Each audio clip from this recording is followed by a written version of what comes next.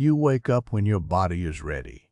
No alarm, no buzzing phone, no place you have to be in the next 9 minutes. You just open your eyes because the sleep is finished. For 99% of human history, this wasn't a luxury. It was simply how mornings worked. For roughly 300,000 years, your ancestors woke this way every single day, and not one of them ever set an alarm. Now think about how you woke up today. There is a strange idea most of us carry without ever questioning it. The idea that a good night's sleep is 8 unbroken hours. You go down, you stay down, you get up. One solid block. And when you wake at 3 in the morning and can't fall back asleep, you panic. You think something is wrong with you. But what if nothing is wrong with you at all? What if your body is doing exactly what it was built to do in a world that simply stopped letting it? To understand your sleep, you have to leave the bedroom and go back into the dark. A historian named Roger Ekirch spent years buried in old documents, diaries, court records, medical books, prayers, plays, letters written by people who have been dead for centuries. And he kept tripping over the same strange phrase again and again in language after language. People didn't write about their sleep. They wrote about their first sleep. And then, separately, their second sleep. This was the clue that unraveled everything. For most of human history, in the long nights before electric light, people slept in 2 pieces. They went down a couple of hours after dark. They woke around midnight for an hour, sometimes 2, and then they returned for a second sleep until morning. And here is the part that should stop you. That gap in the middle, the waking, was not a problem. It was the calmest, most private hour of the day. People used it. They stirred the fire. They prayed.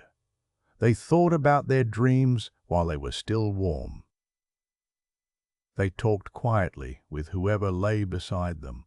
Ekirch even found old medical advice, recommending that hour to couples as the best time to conceive a child because they were rested rather than exhausted.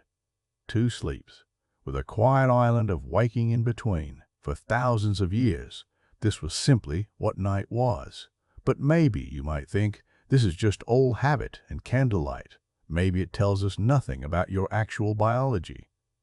So a scientist named Thomas Wehr decided to test exactly that. He took a group of modern people and did something very simple. He took away artificial light. He gave them 14 hours of darkness every night, the way a long winter night would have felt before the light bulb. And then he watched what their bodies did when no glowing screen ordered them to stay awake. Within a few weeks, something remarkable happened. Their sleep split in 2.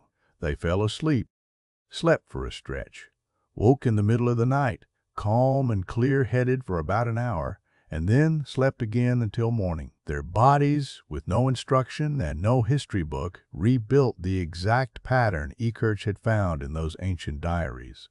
The 2-piece night wasn't a habit someone taught. It was hiding inside you the whole time, waiting for the dark to come back. So let's reconstruct a night, the way one of your ancestors actually lived it. The sun is gone.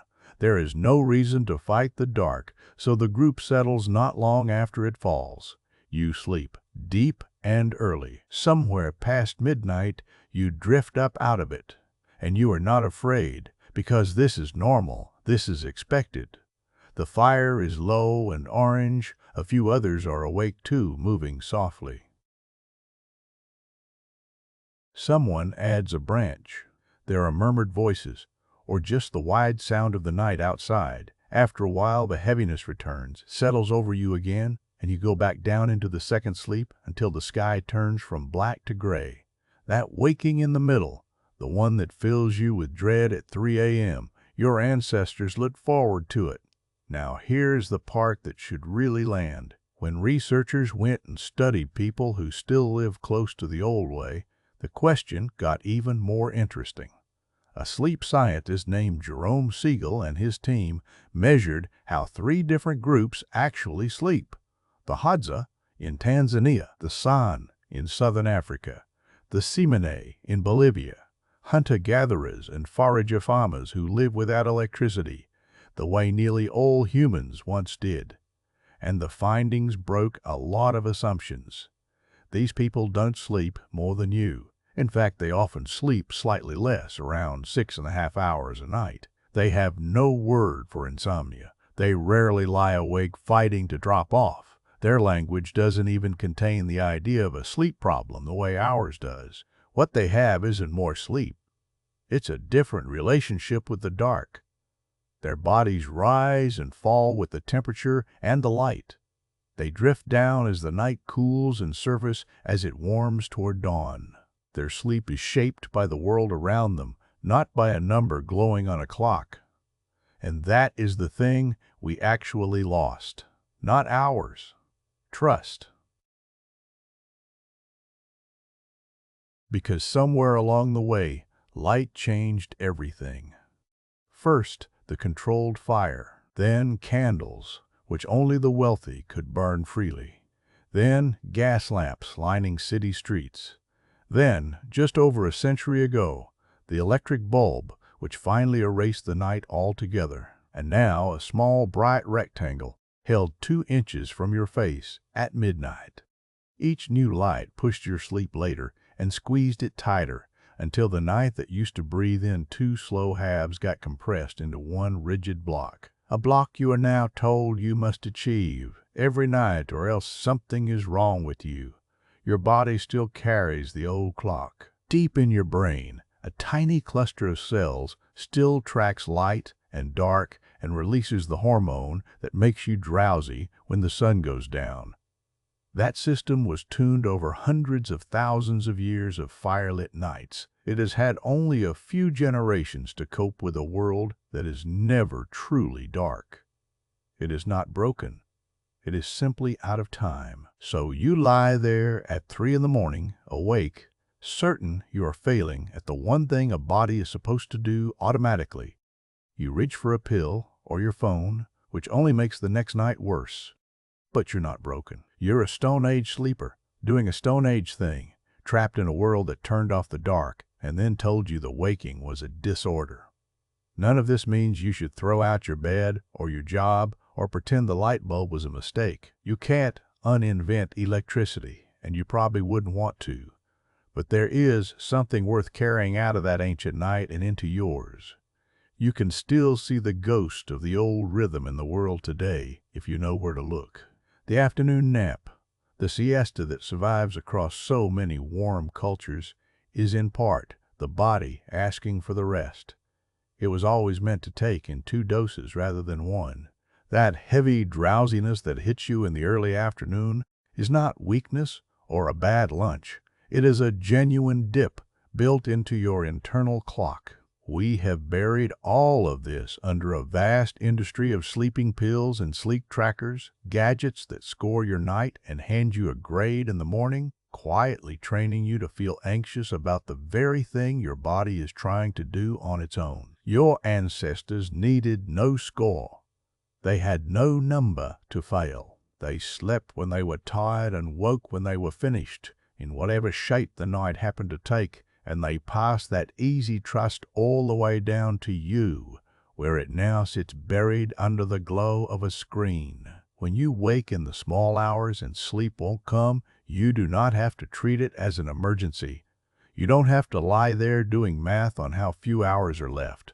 Your ancestors were awake in that exact hour, calm for 10,000 generations. They used it to think, to rest, to simply be. The panic is the modern invention.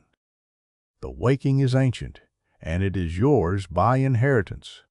It's worth knowing that the unbroken 8-hour block was never handed down by nature. It was handed down by the factory and the clock. When work moved from the field to the assembly line, time became money, and the night became something to be used up efficiently in a single shift of sleep so that you could stand at your station rested the moment the whistle blew. The crack in the middle of the night, that quiet waking hour, didn't fit the schedule, So we were slowly taught to see it, not as a feature of the human animal, but as a flaw in the worker, a problem to be medicated away. So tonight, when the dark finally comes, notice how hard you work to hold it off, the lights you leave burning, the screen you can't quite put down, the alarm you set with a small, quiet dread already coiled in your stomach. And remember that for almost the entire human story, none of that existed. Your ancestors lay down when the night cooled. They woke in its middle without fear, and in the morning they opened their eyes because the sleep was finished, not because a machine on the nightstand screamed them out of a dream. No alarm, no schedule, no place they needed to be. For 300,000 years, that was every single morning. The question was never how they managed to live like that. The question is how we ever talked ourselves out of it.